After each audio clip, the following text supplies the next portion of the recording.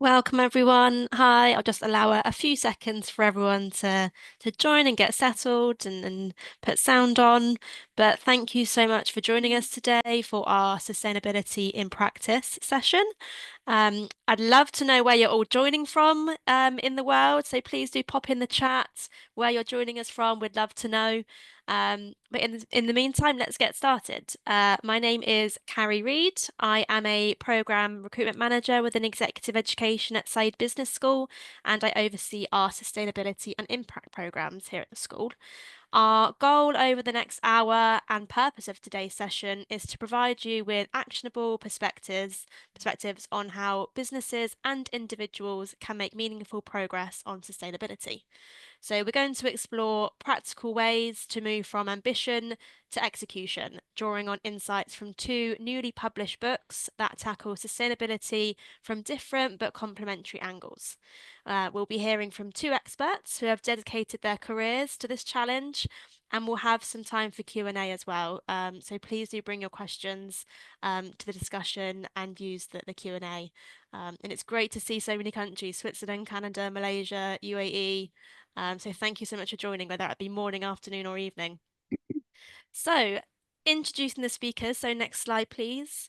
Our first speaker is Dr. Mary Johnstone-Louis, Senior Fellow in Management Practice at Saïd Business School, Oxford University. Mary's work focuses on how organisations can create long-term value by aligning business success with social and environmental impact. Having worked and conducted research in 5 continents, Mary brings academic rigour and practical insight to the conversation, making her a leading voice on sustainable business transformation. Mary is the co-director on our Oxford Sustainable Business in-person programme, co-director of our Leaning Sustainable Corporations online programme, as well as teaching on the MBA and EMBA. And Mary is the co-author of the Financial Times Guide to Sustainable Business, which offers a comprehensive roadmap for embedding sustainability into corporate strategy. Joining Mary, on next slide please, is David Benattar, a global sustainability leader and advisor. David, who is soon to be an EMBA alum, has spent over 7 years spearheading sustainability transformation at the Warehouse Group, New Zealand's largest publicly listed retail group. David was a member of New Zealand ministerial delegation at COP25 in Madrid and COP26 in Glasgow.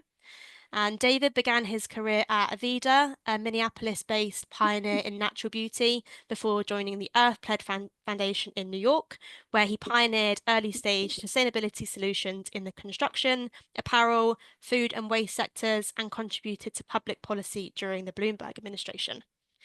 David's new book, What Can We Do by Friday?, is a practical guide to personal climate action, helping individuals take meaningful steps towards sustainability in their own lives. So together, Mary and David will share insights from their books and their experiences driving change at both organisational and personal levels. After their talk, we will open the floor to Q&A. So do keep your questions ready. Please do use the Q&A function throughout or after they've concluded, and we'll get through as many as possible. So Mary, over to you.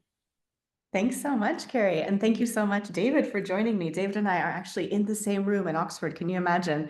So in this virtual world, we managed to be together. And I'm thrilled to see we've got alums and folks from all across the world joining us, including I see we've got at least one of our Oxford Sustainable Business Program alums joining us. So really, really delighted to see just the breadth and diversity of who's in this virtual room. And I think that it sets us up well for the conversation that we'll be having. And so we're sitting here live with you, having a conversation with each other about these 2 books that we, along with our co-authors, have put out into the world. And I think we've really decided that actually they go together. They're the kinds of books that actually really can, we hope, accompany you on a journey that we know many of you are on in terms of both your personal and professional and strategic leadership around not just sustainability, but what it means to reimagine business as a whole. And so wanted to first of all just thank you, David, for joining me. Thank you, Mary. What a pleasure. It's delightful to be with you and really looking forward to you interacting in the chat, absolutely. And also please do use the Q&A. We got some fantastic questions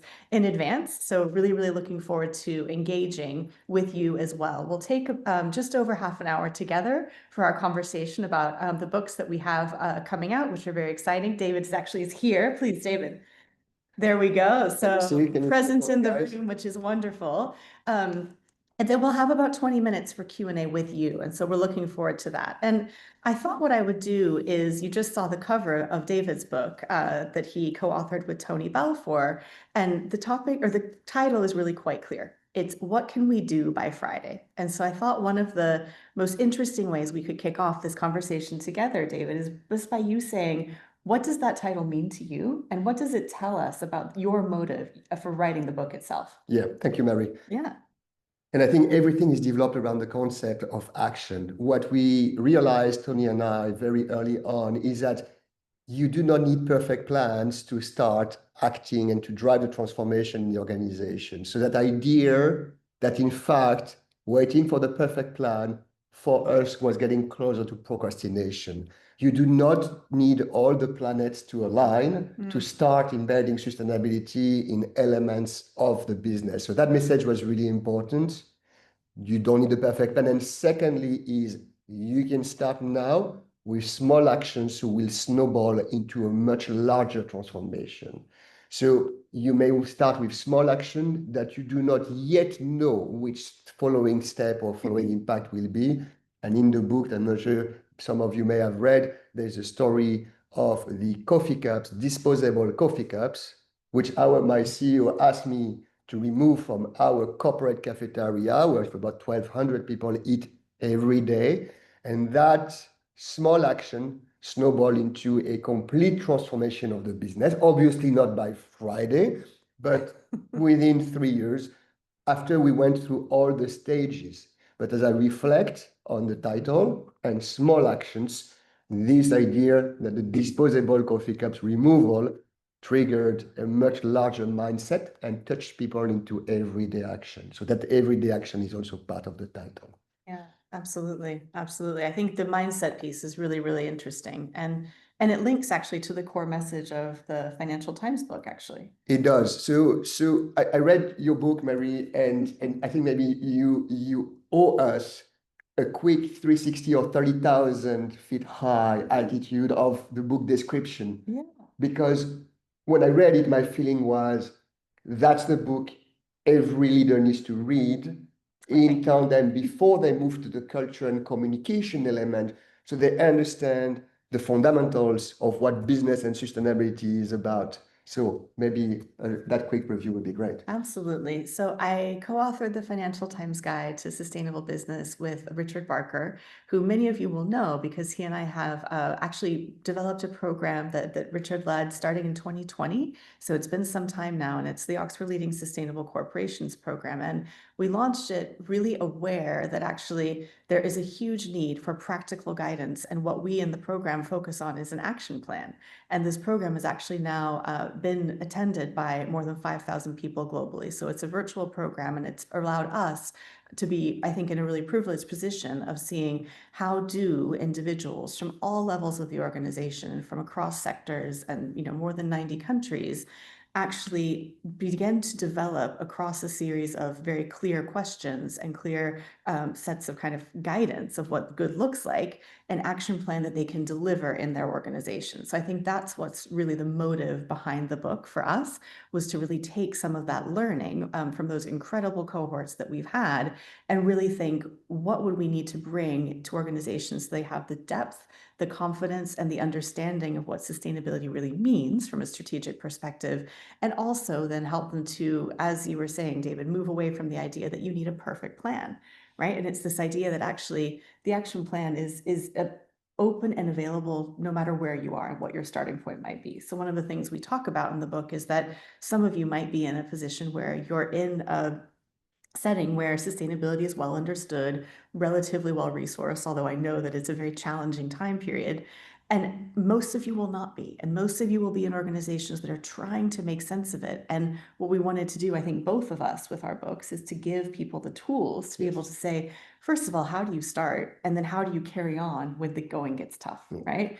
And so the book is divided into sections that really set out the purpose of the business, so what the business is there to do from a kind of legal and corporate perspective, which interestingly is not always as straightforward as we might be told, right? We're often told that the business of business is business and it's there to make money, which certainly is true, but it's also there, and it's also there to solve problems, to deliver goods and services, to be a source of innovation, to be a source of skills training. We've had this incredible conversation over lunch about the way we see businesses having this really dynamic role in building future industries. So there's that piece. And then we go into the kind of three core components of sustainability. So nature, climate and carbon, and also social sustainability, which is a very big bucket, the kind of S and ESG, as folks always say. And then we move into issues around reporting. And then the thing that I think animates both Richard and I the most is really the action plan where we lead at the end. And that's almost where your book picks up and says, Yes. what can we do? Yes. So how do you, I'm just curious as I think about the way that our books talk to each other, how have you, through your career and your own experience, seen the interplay between what one person can do, right? And that small change that can be made, and then the bigger organizational impacts. Yeah. So I think one privilege or one real special aspect of sustainability is passion. Within organizations, you will quickly realize, whichever function you work in, that a good number of individuals will take it upon themselves to drive the thinking, the mindset of sustainability.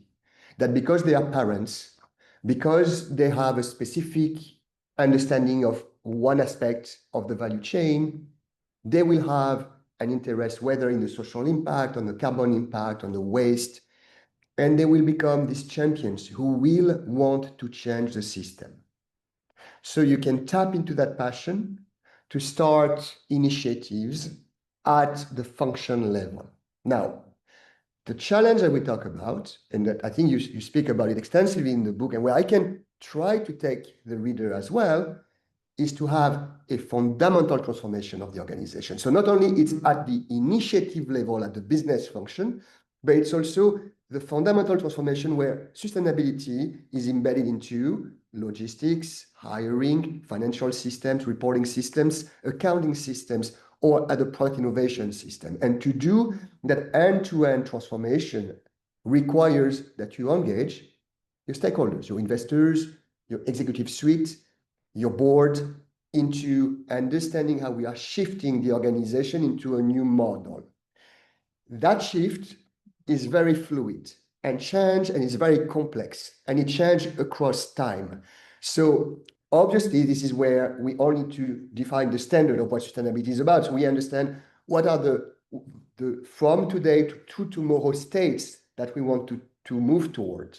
So that's already a lot to take that on. That first stage of realigning everybody at the strategy level, at the fundamental level of the organization, takes a lot of effort and resources and competencies. And I think one message we were discussing before is that sustainability is also a discipline. So we have to learn the discipline of sustainability as we carry it on into the organization. So I think the challenge to everyone around in the audience here is to acquire the fundamentals of in each of the section of your book, when you speak about carbon accounting, when you talk about social impact, when you talk about supply chain management, what do practically sustainability means, how you change the way and how you change the way you operate your business.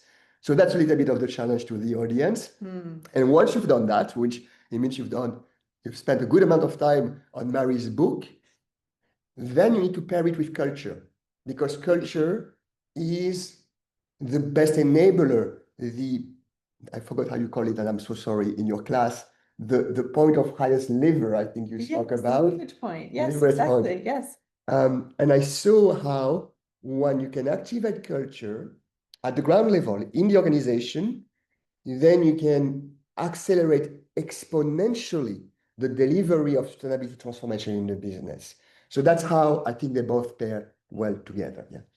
Well, and I think it's so fascinating to hear from you, because you have so many experiences of helping executives to go on this journey, right? And I think it's something that I see with many of you who are on the call right now, who have been in our cohorts, or who are in your own learning journey out in the world.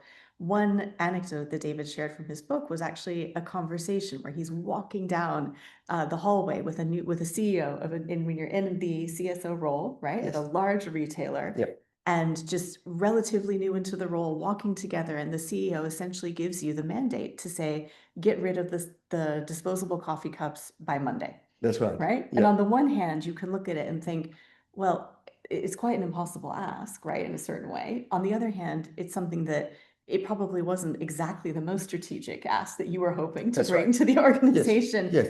How did you see maybe that individual or other individuals, leaders that you worked with, how did you see their mindsets change over time? Yeah. Some of the practices in the book Yes. that you mentioned actually help them to get from maybe a quick fix that's not necessarily linked to the strategy of the business to going on a more fundamental mindset shift. Yeah, and so for that, there is obviously the emotional arousal, the trigger that gets people to see the model of their corporate executive role differently. So you create that mind shift through these experiences, but then you cannot escape the obligation of the business case. And so, yes, you can play with communications, and you should. You should trigger people into their daily routine of how they drink their coffee, or how they arrive at the office, or how they select suppliers by embedding sustainability criteria in procurement decisions, for example, with very specific frameworks around how you do that. But you need a business case for it. In every decision, you need to go back with the cost-benefit analysis of the transformation. So whatever sector you work in, there is a method to doing that, and that's the same method that is used for any transformation initiative in any business. So the point I want to make, and I think we discussed that together, is that sustainability is not special. Actually, sustainability obeys the same rule of the game as any other function in the organization. So if you're going to champion the sustainability agenda, the first thing you need to know is understand the macroeconomics and the business case of sustainability against regulation, consumer behavior, technology transformation, and create a business case that allows your board, your CFO, and your leadership to make the decision of resources allocation and financial allocation. That's how I make the bridge from the coffee cup disposal anecdote to the complete business transformation, to the end goal of becoming that integrated, sustainable business that operates as now an everyday leader. Well, I think Does that make sense, Mary? It does. It makes sense. And when I think about it in light of the way that we try to think about it with the Financial Times book, I think what you're saying about the business case is almost something that you need to do after a former step, which is really understanding, and this is probably one of the points of the Financial Times guide, that every business, including the ones you're talking about, in every aspect of their daily operations and in their product and in their kind of daily engagement in the market, impacts and depends on systems, right? So we actually were in a class where we were speaking a lot about systems and systems change, and this can sound so high level, but I think it's actually a really important prerequisite to being able to build the kind of business case that you want to build. And so when I think about this from the perspective of the definition that we use for sustainability in the book, we really think about businesses as sustainable businesses create and generate value while improving, even strengthening social and environmental systems. So when we think about that, what we can see right away is that businesses do not exist in isolation, right? They create value because of what they take, if you will, from the natural environment, what they actually emit in terms of carbon, right, into the carbon system, what they actually depend on in terms of the labor force that they work with, the people who are there who actually make the business. As you say, the culture is the heartbeat of the business. So people are the fundamental system often that most businesses really rely on. But I think taking that step back and saying, one thing I often do when we're starting to just really begin to understand where do we start with a business case is to say, can you within your team, right, or can your leadership, or even more interestingly, can your board identify the 2 or 3 key social and environmental systems on which your business depends or even on which they impact, right? Because we often think about sustainability from an impact perspective. We think about negative impacts of our business. We might think about, like you were saying, waste, or what do we do with our disposable cups, or what do we do with our emissions? And I think at the same time, businesses, as you point out in your book, you point out the fact that if you are in energy, if you are in insurance, if you are in any number of industries, these are salient issues for you because of the risk that is put onto your business, right? And I think it's really that systems lens that helps you to identify, where does a business case need to start, right? And I'm going to comment on that quickly. So the first is the materiality assessment of what are the impact areas that are most meaningful to your business.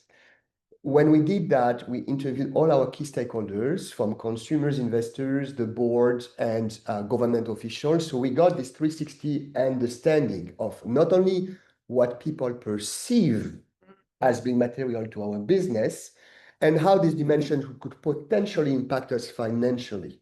So both perception and financial value at stake.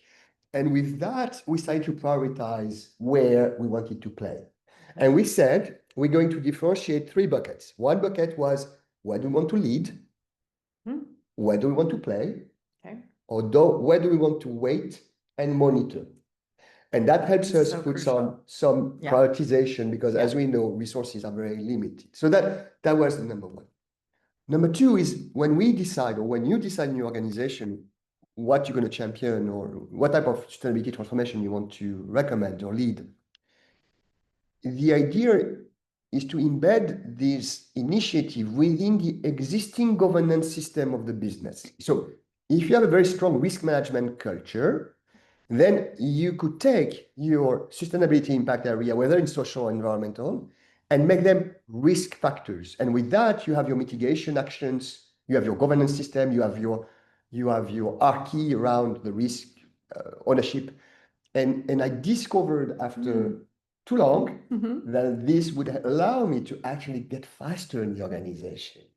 As I was trying to create new bodies of work, on new steering committee, they had some use, yes, but the better efficient vehicles were the vehicles that already exist in the organization. So that's just a little piece of advice after my learning, guys. So you can also see how it can apply to your own organizations. Yeah, absolutely.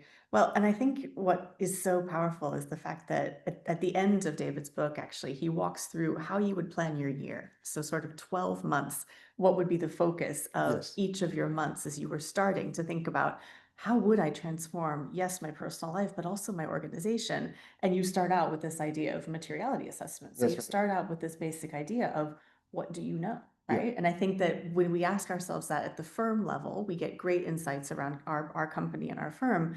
When we ask it at the systems level, sometimes it can help us, like you were saying, to spot risks or to see things that actually we hadn't anticipated, or we might be able to think, this is now something that, because we have a systems lens, we can see something that maybe our competitors aren't seeing. That's right.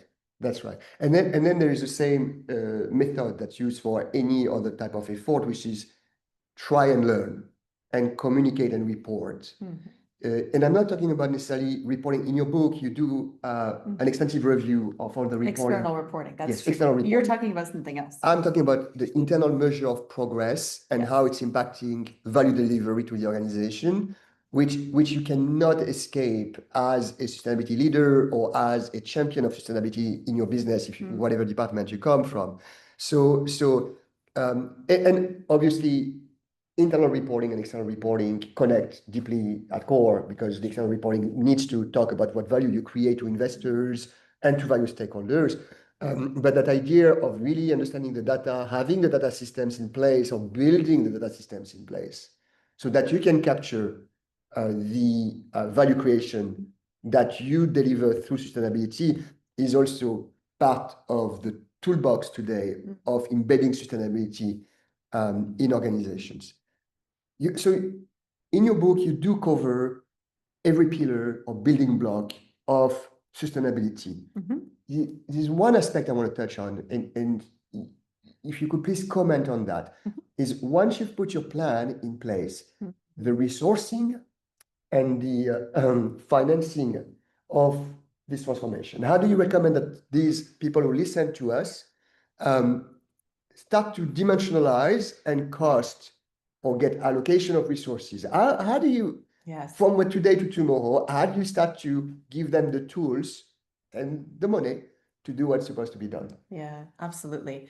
I mean, I think there's multiple ways into this. I think in a way, we were speaking about it just before this session, that one mistake that I think all of us, and I've seen so many leaders fall into, and I think this is something that's probably very relatable, and it comes out in your book as well, is ironically enough, leading with sustainability, right? So sometimes if you're leading with sustainability, you're missing the opportunity to lead with value creation. Yeah. Right. And so if you want to marshal resources, as we've talked about, you're in organizations where your board, your executive team, your budget, these are finite pies, right? Then they're not infinitely finite. They're sometimes not as finite as we might think, but they are fixed in a certain sense. And there's immense competition around who gets that allocation. So I think the move from the kind of scarcity mindset that says, we are actually thinking about sustainability as something that we need to protect and maintain in the organization, to saying, how can we be a resource? How can we be an advisor? How can we come alongside with the knowledge that we have, or the ideas that we have, and actually be a source of innovation in the organization? It helps you to show up in a very different way in the room. I think it's very challenging when often many sustainability roles are often primarily asking you to be looking at reporting, right? And so it's a really challenging pivot to say, then how do you go and bring that value to the organization? It is something that I think is a real key skill of sustainability leadership, is to be able to say, yes, we're reporting externally, but actually what we're here to do is be a partner to the business and support pilot activities, experiments, right? To be that real source. Because I think we can't forget, what's the exam question here, right? The exam question is, how do we build the industries of the future, right? That's right. How do we feed, clothe, house, transport the billions of people on this planet? I say this in every single lecture I give. That is the exam question. And that takes an incredible amount of coordination. It takes a amount of passion. It takes a amount of innovation. It takes a lot of creativity. And I think that's the way that we want to show up in organizations. That's what, when I see people really being able to marshal resources, right, and get that kind of support from their organization, that's the way that I'm seeing them do it. Now, the other thing that I think comes through in your book, and in the work that we've brought with our action plan focus on the Financial Times Guide, is from the beginning. We actually, in the very first chapter, say something very similar to what you and Tony are doing, which is to say, this book is not about passive readership. This is not one for you to sit, as you say, with it on your nightstand and highlight the pages. It's actually one that we are inviting you, and probably in the very same way, we are saying, don't read this book alone, right? If you're reading this book on your own in an organization, it's probably not going to bring you the leverage and the impact that you'd want to bring. So from the very start, we say, whether it's in your team, whether it's in your mentor group, whether it's in, your executive team, if there's people that you trust, read this book with someone, right? And each, just like yours has, it has very, very practical questions at the end of each chapter. And I think that also comes to a really important piece of the answer to your question of, how do you get resources when resources are scarce? We have to remember that sustainability and answering this big picture exam question around the future of industry is not a solo endeavor. No. It is a team It's co-designed. sport. It is a team sport, right? And so it's very easy to be in an organization. I've had experience with many organizations where the sustainability teams are feeling very isolated and feel that they don't have that conversation with strategy and that conversation with finance. And I think that's the key piece, is sometimes books like ours, I think we both hope, can be almost an artifact and a tool that you can bring into teams and organizations and say, let's work through this together and use this outside set of resources to help us hold a mirror to ourselves. And so I would say, don't do it alone. And if you want to build resources, find coalitions within the organization, partners, or even better, use it as a way to bring external partners as well. Yeah.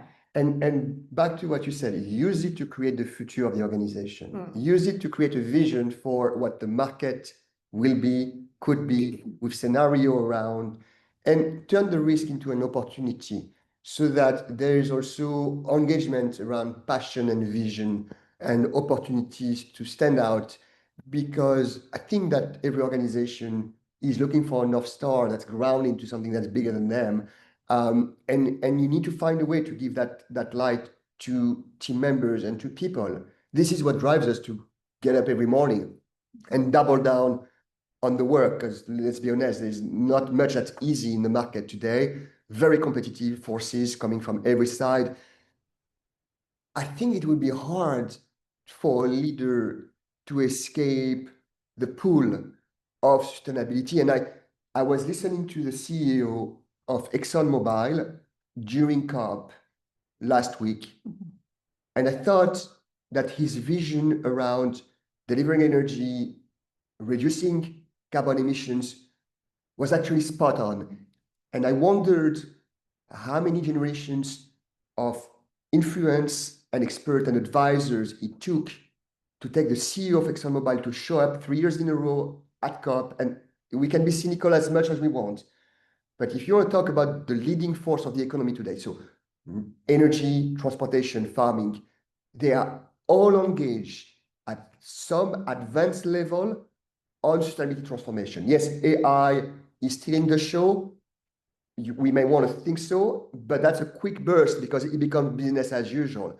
The reality that sustainability keeps on occupying mindset and top of mind for board of directors and executive leaders in all publicly listed companies. And we need to understand that. So whether there is fluctuation because we hear some policymakers that may shift priorities in today's agenda, it does not change the reality in business that sustainability is one of the driving force of business strategy for the future. So I think we need to remember that ourselves. Absolutely. I think it's really interesting. So one thing that I think is a helpful reflection is to think about this concept of design principles, right? And I think you see that really in both of these books, which is this idea of saying, we live in an incumbent world, right? So the organizations that you and I work in and that we buy from and that we invest in, they were built in a certain time period where we had a certain understanding of the planetary boundaries that possibly we've grown now to understand more. We had less knowledge actually in the 20th century than we do now about biodiversity and the way that ecosystems are interdependent. We had far less knowledge about the kind of frailties and fragilities around social exclusions and social inequalities and the ways that those can actually create real material risk around issues like migration. So these are issues that I think in many ways, of course, are ripe for policy sound bites, right? And they're ripe for debate. And I think that's in many ways the role of a university, is to be a place for debate and a place for discussion. And I certainly feel that for people who are in my classes, I believe that there's a place in the conversation for everyone, right? In terms of where they come to this set of conversations from, whether that's their political perspective or their place in the world globally or their industry. What I think is really important is not to forget that the original design principles that drove industry were really about scale. They were about low cost, right? And they were about speed. And the thing is, we now have the opportunity and the challenge, if you will, to design profitable businesses that meet a more sophisticated set of design principles. That's right. So it's this idea of saying, how do you build businesses that actually improve our systems, right? That help our natural and social systems on which all of us depend to be stronger, right? And that is a more sophisticated set of design principles. It is. And it means that there is a transition, and it means that there are, in some cases, there is sunsetting of certain technologies as there has ever been, right? And there is the rise of different approaches, new processes, new materials. And so I think it does start with a mindset, as your book said. It starts with the mindset, and it starts with the recognition of that complexity and transition, because we have to act as diplomat. We cannot act as activists. This is not the role of business leaders. The role of business leaders is to explain, to monetize, to transform, and that is done through coalition building, through stakeholders engagement. It means that you need to speak the language of every personality in your organization, and assessing the maturity stage and the fluency and the capacity of the people you talk to in your business is really important. So I think the human element of the sustainability transformation and moving to that sophisticated new model that you are calling sophisticated, which I think is really important, because it says that we have more data, we have better understanding, we have more opportunities we can create, we have more access than ever. I think differentiates us, and that's also the way to frame it in a way that's aspirational. So the communication element of the vision behind is also really important. So just my closing statement is, no one said it would be easy, right? We speak about an ambiguous, complex, and certain world, right? The VUCA environment. It is more true today than ever. But what an opportunity to stand out. Absolutely. And what an opportunity for stand out for our alumni, our community of Saïd Business School leaders who go into the world and have more tools, and I like to say better tools. We are better equipped to go and tackle these big problems. So Absolutely. I like to keep that in mind too. It reminds me of a quote that you use in the book. And actually, it may be that we even have this quote on a slide that we can kind of reflect on before we move into Q&A. But tell me, why did you include this quote in your book? What does it mean to you? Well, it's quite provocative. So why is it important? First, because it's provocative, and I do believe in the language of provocation to get the ideas through. I think it stops us and makes us think about that idea of infinite growth. I always reflect, the Milton Friedman quote is something I always have in mind. The idea of the invisible hand is something that I always have in mind. And in the book, I speak about the invisible hand and the number of people lifted out of poverty, and at the same time, number of people who die of air pollution. And you say these are the two sides of the same coin. So can the invisible hand redistribute nutrients and values better around us? So this is part of the applying the traditional thinking model to this new knowledge that we are describing. So that's why I chose that quote. And also because I love Mad Men and I love Economist book. So. That's so great. Well, I hope that quote gives us lots to discuss in the Q&A. We can bring the quote down now. I think it's always interesting. We do reference, of course, the economist Adam Smith and Milton Friedman and his famous thought that the business of business is business. We reference both of those in the Financial Times Guide. And I think what's very interesting is that Milton Friedman's work actually serves as a very clear and very compelling framework for understanding the role of business in society. The point that I make in the book, along with Richard Barker, is that actually where it leaves open questions is how do we manage public goods, right? So it doesn't actually help us in the way that we might hope to address the issues that really concern us all, and particularly issues that have a longer time horizon than what business can measure. And this is where the systems-led view, I think, is really incredibly important and helps us to think in a more sophisticated, I don't mean in a way that is overly complex, but a way that helps us to ask better questions. And similarly with Adam Smith, he did write 2 books. Any of you who have been in my classes will know he wrote 2 books, the Wealth of Nations, which is where we get the idea of the invisible hand, and the book that he thought was more important, which was The Theory of Moral Sentiments. We don't hear enough about the second one. We don't hear enough about the second one, exactly. And I wanted to just hover here for a couple of minutes because there's one part of David's book that I absolutely loved. There were many parts that I loved. It's really a fun read. And he talks about this idea that I think many of us have seen in the corporate sustainability space of the gap between good intentions and sometimes very big claims. So it might be an ambitious net zero claim. It might be an ambitious claim around the impact that you will have on people and planet.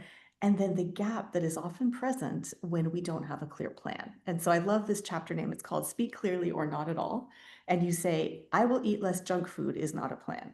We will run a more sustainable supply chain is not a plan.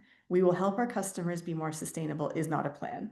And I love this idea that you're talking about. These are beautiful, but yet vague things, right? So I wondered if we might close out and perhaps we can use this as a segue into Q&A, because I imagine most of you are sitting there thinking, how do I move from these high-level ambitions to a plan? And you actually give us a 12-month plan in the back of the book, so do check that out. Yes. But anything you'd like to share about moving, what you've seen works in terms of moving from those high-level ambitions, what are those components of a plan that really works? Yeah, the 2 things that I think they just summarize nicely what we've been discussing today together.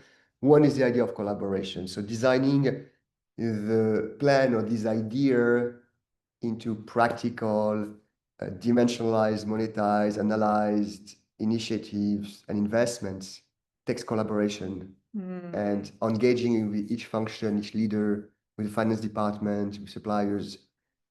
So that idea of collaboration, I think, is number one. Number two is once you do that, you have numbers, doing a cost-benefit analysis, and I know that's not the language of sustainability. It needs to be done. I don't know how to communicate that more better.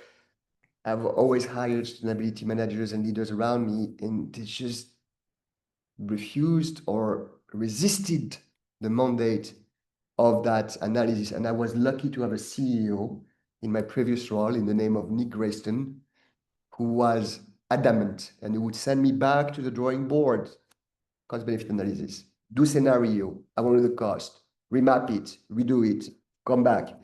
And that exercise is so healthy, you know, it's so helpful. So we understand where the market is, and we talk about in terms of unit economics, which is the language of business. As today, I see sort of fluctuations and headwinds in the market around transition to renewable, and I see fluctuating commitments. We see that a lot. We see the banks walking away from some of their commitments. And so we see a lot of changes.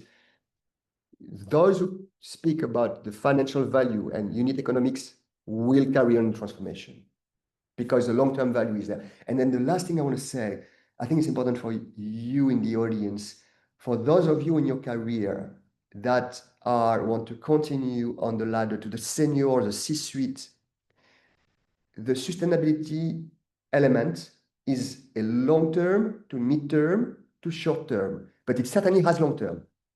The people who speak about long-term in organization are CEO and the board. If you are a manager and you start to understand how to quantify long-term sustainability initiative or transformation, you will immediately, by nature, by default, move into the C-suite conversation level.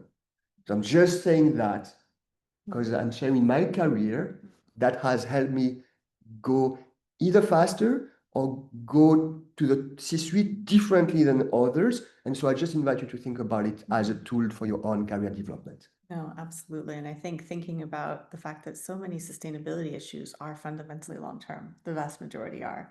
And so they invite us and they require us to think about what will our market look like in 20 years? Who will be leading? What are the things we'll need to sunset? What do we need to be pulling forward? So let's open this up. We've got a fantastic set of questions coming in addition to some that are coming in ahead of time. So you guys were very, very diligent, and I'll just take a few, and David, feel free as well. I thought we might, I might pull one because I was actually at the launch of the pre-launch, if you will, of Patagonia's sustainability report. So this is a really interesting one. Not everyone might know the brand Patagonia. They are a US outdoor wear brand originally, but they're known for their very outspoken work on sustainability and impact, and on actually advocacy around the role of business.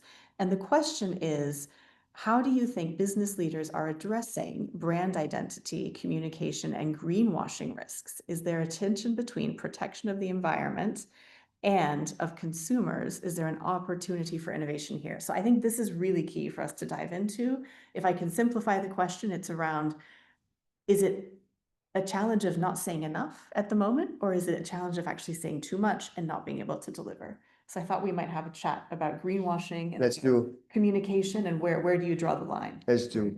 I think it's one of the most difficult issues to tackle in business, because that tension between overclaiming, underclaiming, and greenwashing versus greenhushing, I'm sure you heard the term, guys, is a constant conversation in the boardroom again, because what does it mean? It means risk, right? Nobody wants to have the Commerce Commission coming and investigating your claims because of this and that reason. Nobody wants to have consumer activists that come to you and accuse you of this and this and that. So it's a very difficult thing. So I want to hear from you and the Patagonia report. I'll drop in one idea to avoid that constant debate. At the Warehouse Group, we use one very single line: certifications. Okay. So if a product had some level of sustainability certification on ingredients or components or making or energy, we would claim it and we would report it. If not, we wouldn't. So that was our way out of the greenwashing, but we had multiple instances where we still had to address consumer criticism, employees criticism, pushback, drawback, media. I had to get on the call. So that's also part of the job of sustainability leader, fronting the media and doing it smoothly or sometimes not that smoothly, knowing when to stand up and defend the company, and knowing when to come back and say, hey, we've made a mistake and we need to address it. So anyway, that's sort of my sort of insider report on that. And if you could please tell me about the Patagonia, because I love the brand and I wasn't. Yeah, no, absolutely. What I love about it, and I use it only as an example because there are so many brands who are wrestling with this around how do you say too much and then you're penalized because of not having perfection, or do you stay quiet and then often you're not even sharing with your customers the good work that you're doing. So this is a common tension. What I thought was really interesting for those of you who end up going to look it up, the Patagonia Impact Report, is they actually position it very clearly as a work in progress. And I thought that was very honest. I've seen that with several other companies. One company here in the UK, which is called Pip and Nut. I really, first of all, love their product. So this is not a paid endorsement of any means, but it is really a wonderful product. They are the UK's fastest growing nut butter brand. So they just make really delicious things. But their impact report also, at a certain point, includes the lessons learned. It includes things that they tried that didn't work, right? And so I think there's what the issues around greenwashing are fundamentally issues around authenticity and trust, right? And so I think if you are a company who is saying, we would like to make a certain impact or we would like to make a certain set of goals reality, I think that if you bring your customers and your investors and your stakeholders on an authentic journey where you are actually walking them through what it takes to do that, I think it builds respect. I think when we make simplistic goals with, like you say, kind of feeble plans, then there's something that really doesn't resonate with people and it doesn't feel authentic, right? And I think that sometimes we also know that it's tough to be a leader, right? And that is the reality that sometimes as in a sustainability position, you have to be the one who can go to your leadership and encourage them and say, we will stay the course. It's not going to be perfect. It's going to be messy, but this is what leadership sometimes looks like, right? Now, the public markets might not always be open to that messaging, but I think that authenticity piece is really, really fundamental. And I think that markets respond well to that transparency. Is there a question you'd like to pick, David? Go ahead. We have such a menu to choose from, both in the Q&A and in the chat. So many. So, yeah, I love the one about sustainability attractive to young consumers and luxury marketplace. Seen the stunning announcements of claims which cannot be backed up. I think I spoke here maybe about certification, ingredients, and we just commented on that. So, and then I see comments, guys, on banks that don't commit and greenwashing, and what are the options for capital here? I think that's a great question, actually. The question on capital is very good because a lot of capital allocations are made also on the long term for pension funds, and even family office sometimes play on different game. And then I go back to building the business case, understanding the cost impact of sustainability attributes in your sourcing or procurement, and then you designing new financial products or new financing solutions that use either long-term contracts, preferential terms, to work collaboratively, either with your suppliers or your customers, and then engage other stakeholders, including public funding and government funding, to depending on the market where you are, so that actually you realize and you address the cost premium of sustainability commitments. I think say more about that. I think that's really I crucial. think the problem is that the banks have good intentions, but again, do they have the capacity and the staff to work on these products? Because these are just financial products in the market that then they need to sell to customers, right? So as a sustainability leader, if you can model long-term assumptions around costing, whether it's in the renewable markets or in the ingredients market, in the commodity market, you have people around you who do that day and night. So you need to work with them, partner with them to model long-term commitment and long-term financial solutions. And then you can go to banks with these models that have been validated by your financing partner and help them develop the product. Because again, they have commitments, they have intentions, but then there is a gap. So one thing I said a lot, Marie, and I think again, not back to the role of the business school and the role of education, is that there is a hell of a lot of great intentions in the market, but there is not enough hands on that are capable and equipped to drive the transformation. So training today, education, what you do with 5,000 executives following your program, this is what needs to happen. Because then we need to be able to work within the banks or as clients of the banks to develop the new product that we need. So that's again an invitation to go back to the education system and solutions to bring us there. Sorry for the long answer on the bank, but that's what I get. No, and I think it's really interesting because it's a great question. And I think we can't forget that it also links to this ongoing issue of incumbency, right? So we have existing financial institutions and those who are working in them, some of whom are doing incredible groundbreaking work, but many were trained in programs and in frameworks that did not allow them to really have a deep understanding of linking financial systems risk, right? And there are some risk professionals who are doing this incredibly well. And actually we partner with the AIPCA CIMA, so the Institute of Management Accountants and Chartered Accountants here in the UK, very impressive. So there's a lot of, that space is moving incredibly quickly, first of all. But there still is that sense that there needs to be education and there needs to be, I would say, also confidence building, that there's a role for these conversations in the room, right? And within finance. And speaking of things that are shifting quickly, certainly there's a couple of questions that have come up that some of you have asked around policy. And one that's particularly around this example of fabric recycling. So this is something from Sasha Cohen. Thank you so much. And you're asking out a specific example of a policy, which is, I believe, happening at the state level in the US at the moment, but I'm going to use it as a question that I hope will bring us into a broader discussion. So the question that's being asked is around something called extended producer responsibility, right? So EPR. So this idea that actually, if I am the creator of whether it's textile goods and fast fashion or single-use packaging or whatever it might be, that there are some jurisdictions, this conversation has been happening in Europe as well. Big time. Is around this idea that should the producer have that extended responsibility, and should that actually be something that they need to take financial account of, right? Rather than, as some would argue, siphoning that responsibility onto the consumer or often onto, for example, local councils or cities or countries that need to dispose of this waste. And so I wanted to use it as a way, David, for us to have a conversation about kind of the rules of the game, right? So there are these policy initiatives that are perhaps pushing on extended producer responsibility or different kinds of disclosures. We know that's been a huge hot topic in Europe across the last year, 18 months. And the question is, when you're in an individual firm, what do you see as the role of companies in kind of speaking with each other, beginning to advocate together? Does it depend on the industry? Do you have any sense of where that engagement with the broader policy landscape comes in?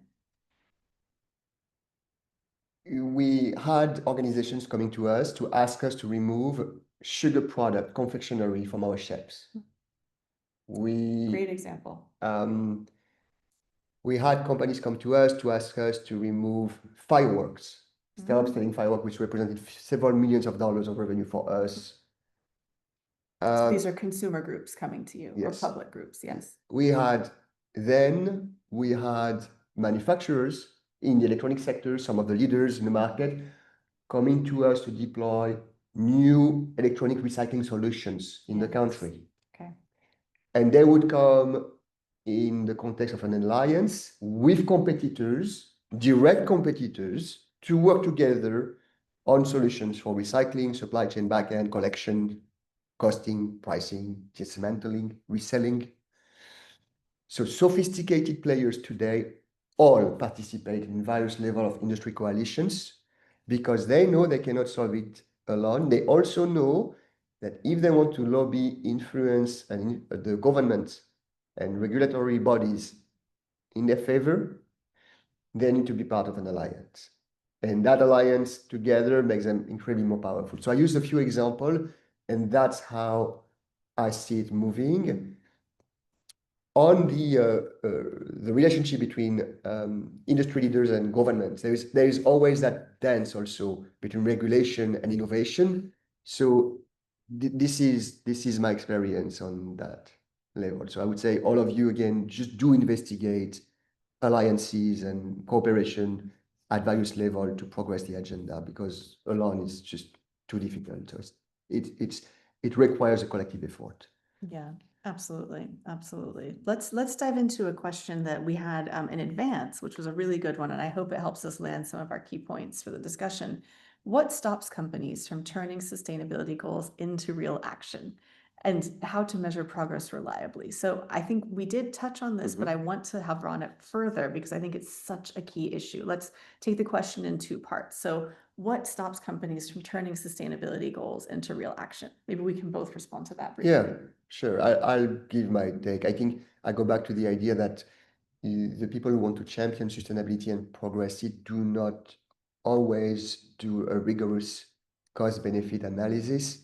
That's number one. And number two is they don't necessarily define the plan in collaboration with the other function leaders. So these are the two things they don't do. And therefore, when they go and compete for resources and investments at the C-suite level, they're not getting what they want. So that's my answer. What is your answer, Mary? I think very, very complimentary. So what I've seen is two things really. It's organizations who want to make systems level goals, right? So whether again that's a kind of something around biodiversity, or if it's a social goal like women's empowerment, which is something that companies like to talk about, or something around net zero.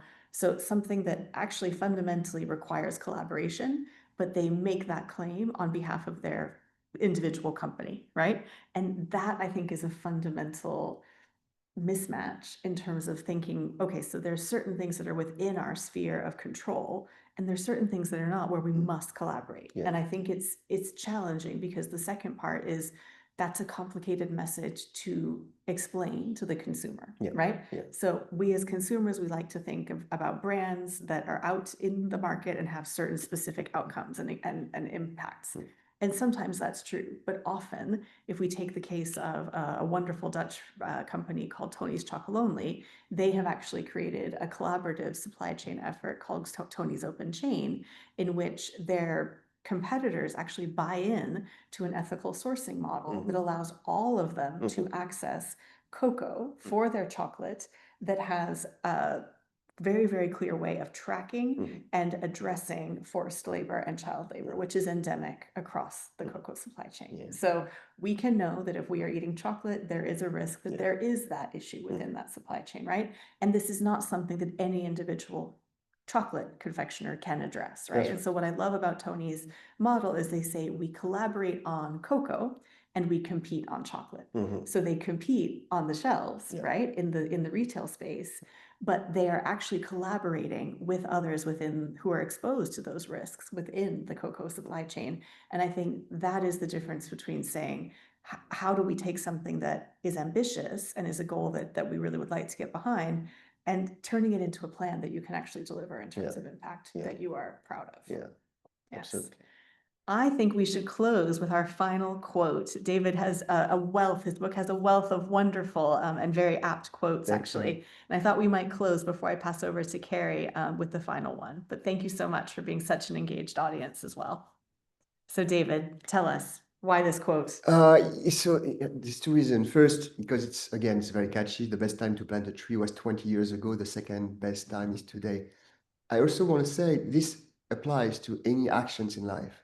Anything we've been wanting or dreaming to or thinking about, and then not doing it. And really, I think there is this idea, almost like James Spur's atomic habit, just doing it. There is a bit of that Nike attitude, which I think Tony, the co-author of the book, was spent a long time at Nike, and so just do it. And I think that idea of empowerment, that freedom we have today, particularly when we come from that business school, where we have the education and the tool and the access and the network and the understanding I think it would be a wasted opportunity not to move into action. So the second best time is today, not tomorrow morning, not by Friday. It's by today, and it's a Chinese proverb. So I think, there is something about history and time that hits here. So fantastic. Thank you. Thank you so much, David. Thank you. This has been a brilliant you, Mary. conversation. I'm going to Yes. pass over to you, Carrie, for just some final words. But thank you so much. And thanks to our audience as well. Hi, everyone.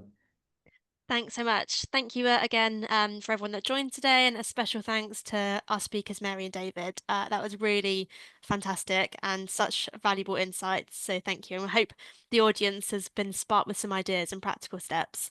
But before we wrap up, I would just like to share an opportunity for those who want to take their sustainability leadership further.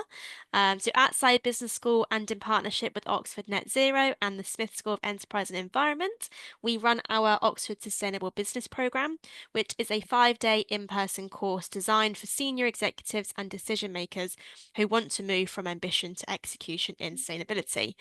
So our next programme runs in 2026, the 14th to the 18th of September, and you'll really gain some practical frameworks for setting credible targets, planning those transitions, gain insights into risk and innovation to unlock sustainable growth, and really get that executive level understanding of how to unlock sustainable growth opportunities.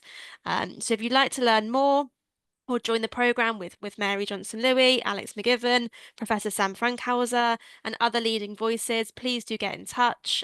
We've got contact details there, QR codes to book a call, and we'd love to speak to you and hopefully welcome you to Oxford in the near future. But thank you so much again. We really appreciate you taking the time to join us today. If you have any questions, let's continue the conversation. Do reach out. Otherwise, have a wonderful rest of your day. Thanks so much, Carrie. Thanks all. Take care. Bye, everyone. Thanks. Bye.